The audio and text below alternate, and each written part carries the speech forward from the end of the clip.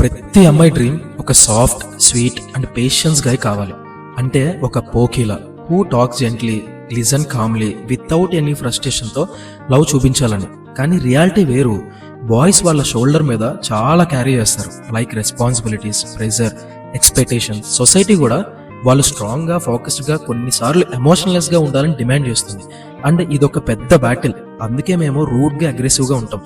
అలానే లవ్ లేదని కాదు, హార్ట్ఫుల్ లవ్ అండ్ కేర్ ఉంటుంది. మా లవ్ ని మేము సాఫ్ట్ గా ఎక్స్ప్రెస్ చేయలేం, బట్ యాక్షన్స్ లో చూపిస్తాం. అంటే నిన్ను ప్రొటెక్ట్ చేసుకునే విషయంలో, ఫ్యూచర్ కోసం హార్డ్ వర్క్ చేసే విషయంలో, ఎలాంటి సిచ్యువేషన్ లో ఉన్నా, ప్రపంచం అటు ఇటు అయినా సరే మా లవ్ మాత్రం అలాగే ఉంటుంది. అది లవ్ అండ్ కమిట్మెంట్. మన బాయ్స్ కూడా ఒక విషయం అర్థం చేసుకోవాలి. లవ్ అంటే రెస్పాన్సిబిలిటీ మాత్రమే కాదు, పేషెన్స్ అండ్ కైండ్నెస్ కూడా.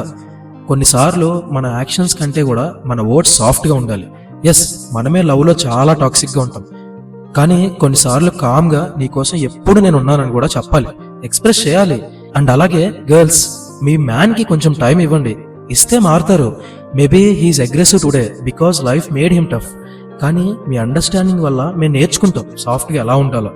లవ్వే అన్ని నేర్పిస్తుంది. సో బాయ్స్, మీరు కూడా ఈ లవ్ ని మీ స్ట్రగుల్స్ వల్ల పక్కన పెట్టకండి. So your strength is beautiful, కానీ ఈ టాక్సిసిటీ అనేది చాలా డేంజర్. ఉన్న కొంచెం టైంలో అయినా కైండ్ గా, పేషెన్స్ గా, సాఫ్ట్ గా మాట్లాడండి.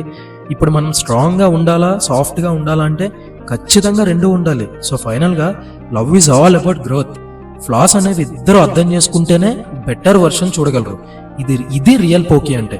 గర్ల్స్ కి ఇది మెయిన్ గా అర్థం కావాలి.